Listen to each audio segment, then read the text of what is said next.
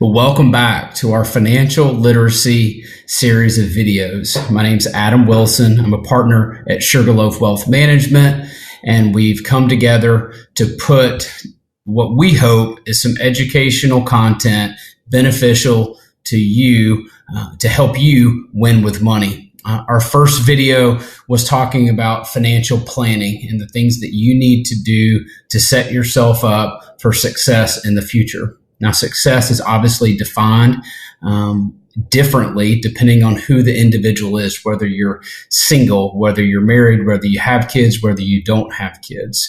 But we start off with the financial planning process, establishing our goals. Once we establish our goals and we gather data, once we gather the data, we begin to analyze the data to create a plan. Once we create the plan, we implement the plan, and then we monitor the plan. But one of the biggest things that's a part of financial planning and working to create that plan for you is a budget. Before you turn this video off, I understand that budget is considered the B word and considered negative in many of your minds, but the reality is budget is that one of the foundations to success when it comes to winning with money. Now, we don't like budgets, and one of the reasons we don't like budgets is because we feel like it confines us and it limits us and it holds us back. But the reality is once you understand how to do a budget, once you understand the benefit of a budget, the budget isn't there to constrain you or withhold you. The budget is actually there to give you permission to spend money on the things that you want to spend money on, and spend money on the things that you need to be spending money on. It also helps determine where our money is going. So for a lot of us, we don't like budgets because it almost opens the door to our finances, where our money is actually disappearing to, where it's going to on a monthly basis. And so we want to spend the rest of the time on this video talking about not only the significance and importance of doing a budget, but how to do a budget. So the budget, like we just said, it gives you the freedom to spend on the things that you want to spend most. If we don't create that budget, then all of us, by our nature, that money is going to get spent. And it's often going to get spent on things that don't help us in the long term. They make us feel good for the short term. If we were to kind of correlate this to training and a diet, the first thing that a trainer is going to do is ask you to journal the things that you eat on a daily basis. Now, most of us don't want to do that because we don't want that trainer to see what it is we're actually eating, the small little things and the snacks in between meals.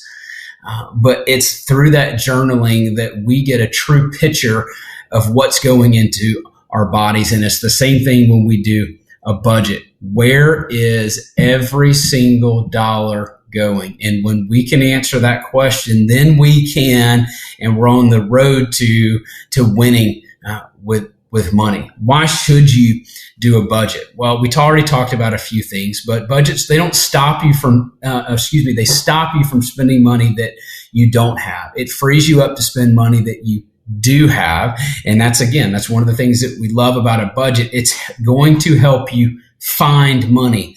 A lot of us get to the end of the month and there's no money left, and we're wondering where those dollars went. I think if we do this budget correctly, you do this budget correctly, you're going to find money. You're going to realize that you do have more money to do the things that you want to do and need to do, and really see where that money is going. It's going to help you attain your financial goals, and it's going to help you stay focused.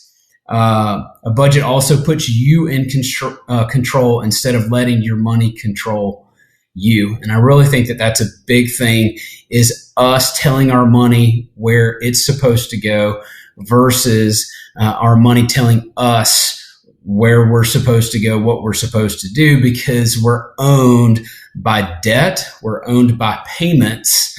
Thus, we don't get to choose where our money goes. Our money has already been chosen where it's supposed to go by the commitments that we have made, and we don't want to live our financial lives that way. We want to budget one for the unexpected. That's one of the first things and most important things. We talked about having an emergency fund. The biggest way to derail your finances is an unexpected disaster. This picture depicts something unexpected. Let's talk about a few things that are not unexpected. Christmas is not unexpected. Vacations are not unexpected. Birthdays are not unexpected. Anniversaries are not unexpected. I say all that because oftentimes those are the things that derail our budget. Those are the things that we get in trouble with, are Christmas, birthdays, anniversaries, and things like that. Well, those things are not unexpected. Christmas comes every single year. So does your wife's birthday. So do your kid's birthday. So does your anniversary.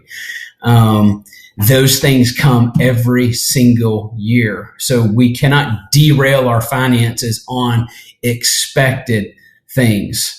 We do have to have a budget for unexpected things, but we even more so have to have a budget for expected things like we were just talking about. There's different types of budgeting techniques. We're not going to go through every single one of them with you in the short time that we have. The one that we're going to spend the remainder of our time on is something called a zero-based budget. And it's zero-based because we want to get to zero at the end of the budget, meaning every dollar has a name to it. Okay, even if that name is investing, if that name is a vacation, if that name is Christmas, if that name is presents or gifts or entertainment, it's okay. Or savings, it's okay. We want to have. It doesn't have to be an expense, and it doesn't have to be a bad thing. This is what's important, because that takes away the negative connotation when it comes to budgets. Is we want to have a name to every single dollar so that every single dollar is spent, and this is important, before it's actually spent. So it's spent on paper, on purpose, before the month begins. I'm going to say that again. For a budget to be successful, it's got to be on paper, it's got to be on purpose, where every dollar is spent before it comes in. And that's discipline. So that when the money comes in and it's direct deposit into our account, we already know where it's going. We know exactly where every single dollar is going. Now, $400 may go to entertainment, and then you get to pick and choose what you do that month for entertainment. But we have already allocated, before the month begins, on paper, every dollar's already been spent, so that we know at the end of the month it's going to be zero. Now, some of that money, like I said, could go to savings and investing, but this is just a good general guideline here, where you see the income coming in, that's a positive, and then you see the negatives coming out. And just because a negative, it doesn't mean it's actually a negative. If you added a column over there for a Roth IRA or for vacations or for dinner out, and again, $1,000, this could be a week. How often do you get paid? There's different strategies for doing budgets.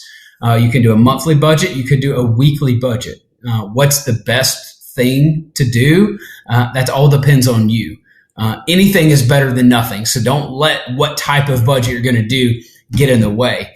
Any type of budget is better than no budget at all. If you get paid weekly, I'd suggest you do a weekly budget. If you get paid monthly, I'd suggest you do a monthly budget. Now, it doesn't mean you can't cross over, but it does make the most sense to coincide on the frequency that you are paid. So whether you get paid $1,000 a week or $10,000 a month, it doesn't really matter. This is just an example. But what we don't want to end up with down here is this net profit of $325. Well, if we end up with $325 of net profit, Where's that money going to go? Well, I can tell you where it's probably going to go. It's going to go to buy a pair of shoes. It's going to go to something that you probably don't need and isn't going to help you in the long term. Perhaps you do need a pair of shoes. That's fine.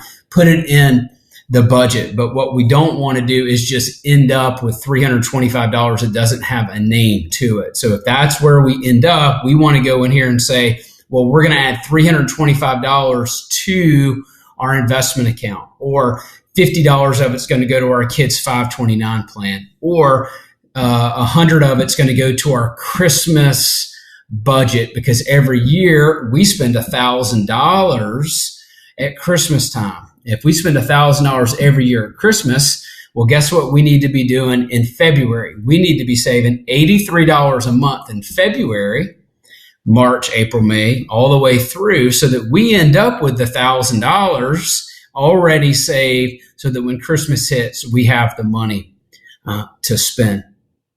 And I know some of this stuff is elementary, and you may be laughing that how much that we're talking about or what we're talking about. It doesn't matter if you're buying a Ferrari or a Lamborghini, or you're buying a farm or a house. These principles still apply. It's a zero-based budget. Every dollar has a name and is spent on paper, on purpose, before the month begins. Listen, this budget is about you. Everybody's different. Their goals are different. How much money they have, the things they need, the things they want. It's all different. Whether or not your spouse works, whether or not you're married, whether or not you're renting, whether or not you own a house, where you live, and the taxes that you have to pay. Everybody is different. So quit the comparisons. Make the decisions that are right for you. We have a saying in our office, and it talks about being normal. And few people are in a healthy financial position. So being normal isn't a goal, especially a financial goal, because in the financial world, most people are broke, which means you don't need to listen or take advice from most people. And you also don't need to set your standards based on what everybody else is doing. If you want what few people have, you have to be willing to do what few people are willing to do. And that's going to start with a budget. There's a number of tools out there, toolboxes. Here's a few of them. Mint, Wally, You Need a Budget. Dave Ramsey's got some great stuff. There's a guy out there that started a website called I Was Broke, Now I'm Not. He does a good job. It really just depends on you, what you're comfortable with. Hey, if you're not comfortable with any of that technology, a straight up spreadsheet works just fine. The bottom line and the point is do something to spend that money on paper before it comes in, every single dollar, so that we get to zero at the end of every week or every month. Thanks for the time today. Look forward to the next video as we talk about some additional things to help you win with money.